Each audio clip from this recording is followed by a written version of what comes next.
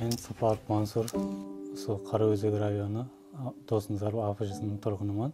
Бұндай бір қолымнан диван істеу келетін еді, соған бір субсидия текарында аспап үскенеге алып беруге болар ма екен деп ойланып барып хабарластым. Hem сол жерде өзімнің ұсынысым қабылданып, инабатқа алынып, сол жастар дәптері фондынан маған сондай аспап үскене алып берілді. Бұнда біздер сол өзіміз материалды алып келіп, базардан ағаш, дыспы, фанер деген затларды алып келіп, сол жерде өзіміз таярлап, мысалы заказ берушінің берген размеріне, өлшеміне қарап, сол жерде кесіп таярлаймыз. Қазір қасымда сол өзімнің ағам, туған ағам екеуміз біргелікте істеп жатырмыз.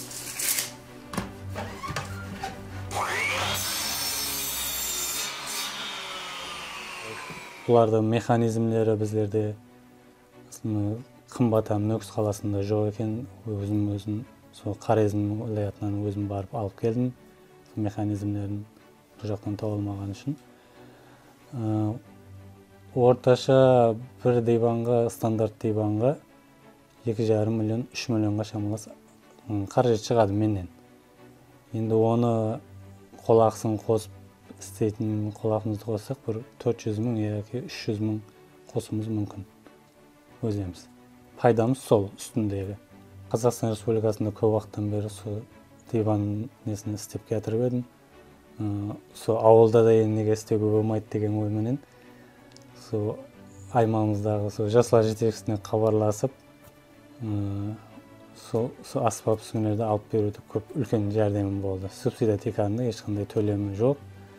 Мен қандай да болса, мен өзіме қатты бір жәрдем болды, себебі аспап үскенеге кеткен алуға мен әзірше көп шариатым жоқ. Яки аламан дегенше іркіліп қалуымыз мүмкін, мысалы басыла алмай. Бұл жұмысты басылауыма сол аспап үскене алып, сол жастар жетекшісі жәрдемінде аспап үскене алған жақсы болды.